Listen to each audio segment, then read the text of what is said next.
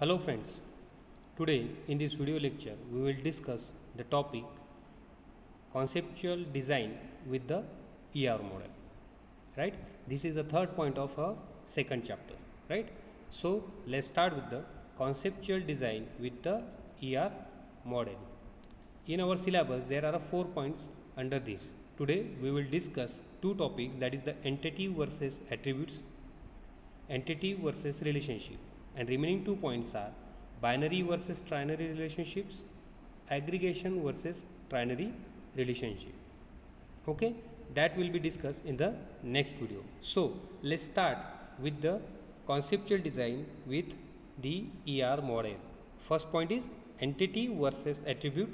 Second point is entity versus relationship. First of all, before we discussing these 2 points, we will discuss about the entity, attributes and the relationship. We already all these points are discussed in the previous videos, but today we will discuss little bit on this.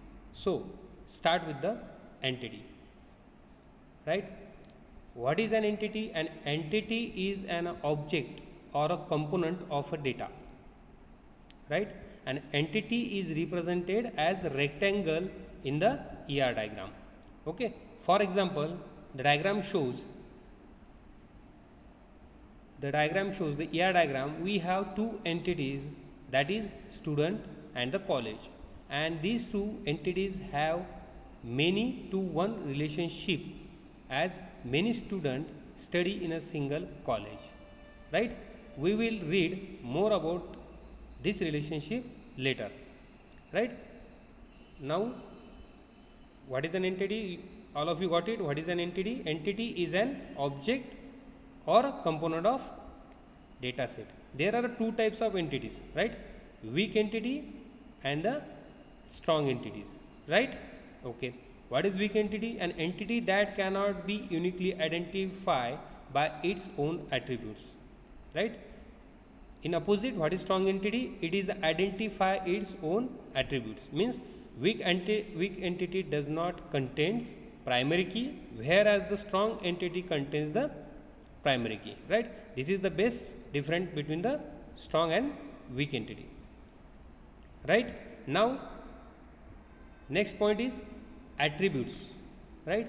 An attribute describes the property of an entity. An attribute is represented as a oval in a ER diagram, right? Oval in a ER diagram. There are 4 types of attributes: key attribute, composite attribute, multi-valued attribute and the derived attribute. Already discussed in previous lectures, right? First one, the key attributes.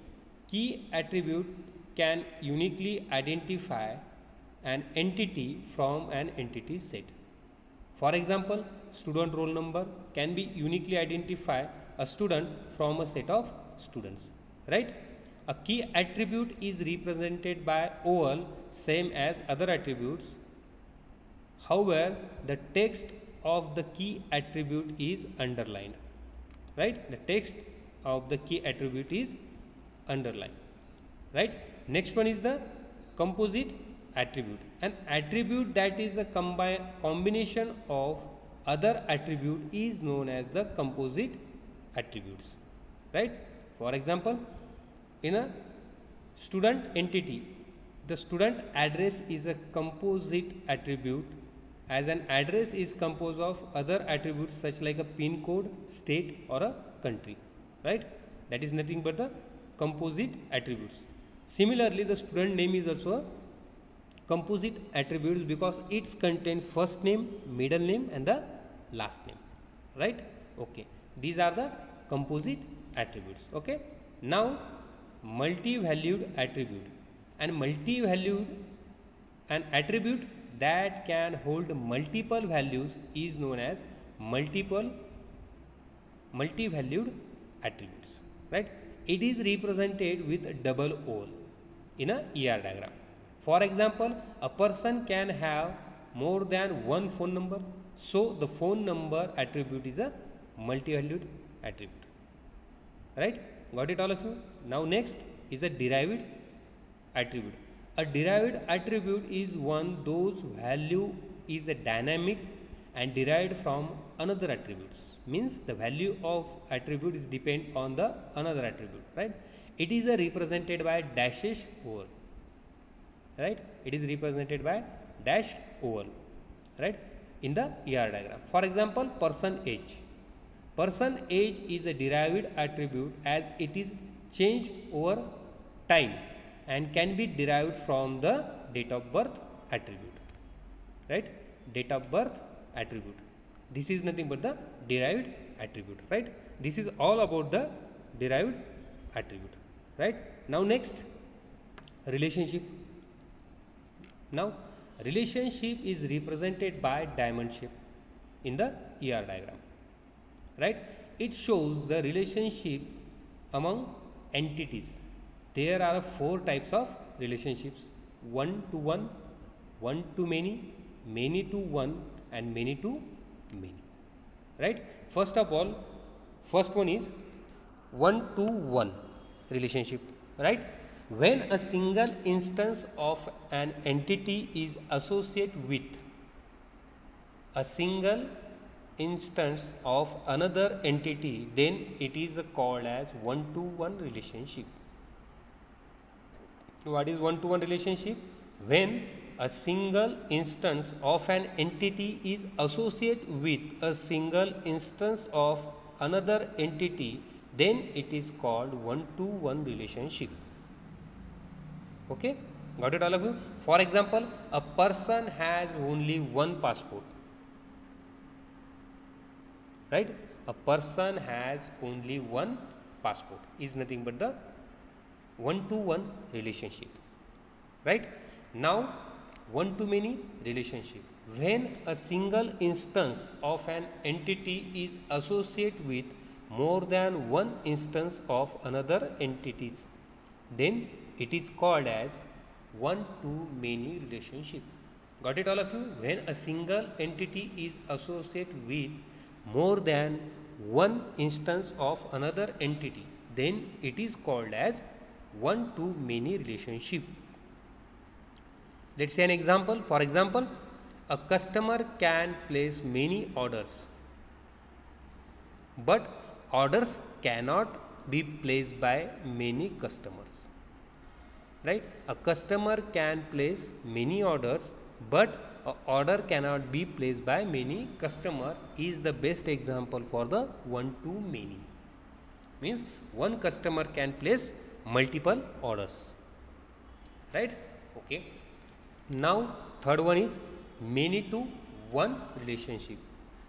When more than one instance of an entity is associated with a single instance of another entity, then it is called as many to one relationship. Okay, what is the many to one relationship? When more than one instances of an entity can associate with a single instance of another entity, then it is called many to one, right, relationship. For example, many students can study in a single college, right? Many students can study in a single college, but a student cannot study in a many colleges at the same time, right? This is the example. Now next is many to many relationship. When more than one instances of an entity is associated with more than one instance of another entity, then it is called many to many relationship. Got it all of you? When more than one instance of an entity is associated with more than one instance of another entity, then it is called many to many relationship. For example, can be assigned to many projects, and a project can be assigned to many students, right? It means multiple students can assign to multiple projects, right? This is nothing but the many to many relationship, right? All of you got it? What is the entity, what is the attributes, and what is the relationships, right? Now we will see or we will discuss the entity versus attribute. Right? Now, should address be an attribute of an employee or an entity? Right? Got it, all of you? Should the address be an attribute of an employee or an entity? Depends upon use we want to make of address information. Right? It's totally depend on the use, right, and the systematic of the data. Right? If we have a several address per employee, right, if we have the several addresses per employee, address must be an entity. Right? It is a depend upon the use. Right? If the structure is important, example, we want to retrieve employees in a given city, address must be modeled as an entity. Right? Since attribute value are atomic. Right? Got it, all of you? Let's see. In the first diagram, works in 2 does not allow an employee to work in a department. Does not allow an employee to work in a department for 2 or more periods. Right? It means what? Only one employee can work in a one department.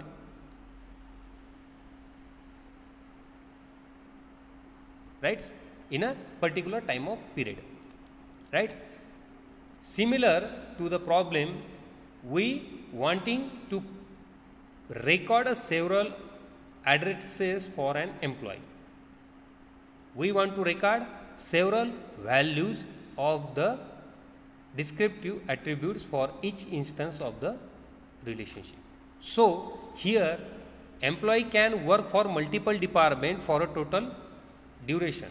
Hence, the duration entity will be introduced here, from and to, means from which time to what time it will work for which department. That is nothing but the entity versus attribute. Right?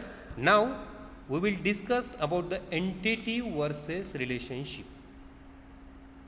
In the first ER diagram, right, if a manager if first diagram is okay, right, if a manager get a separate discretionary budget for each department, right, then what if manager get a discretionary budget that cover all managed departments, right? So, redundancy of budget which is a store for each department managed by the manager, right, and suggest a budget tied to managed department. Right? Got it, all of you? Here in the second diagram, a new entity, that is the manager APPS, APPS, right? Okay, is introduced. So, this is all about versus entity versus the relationship. Okay, thank you so much all of you to watching this video. Thank you so much.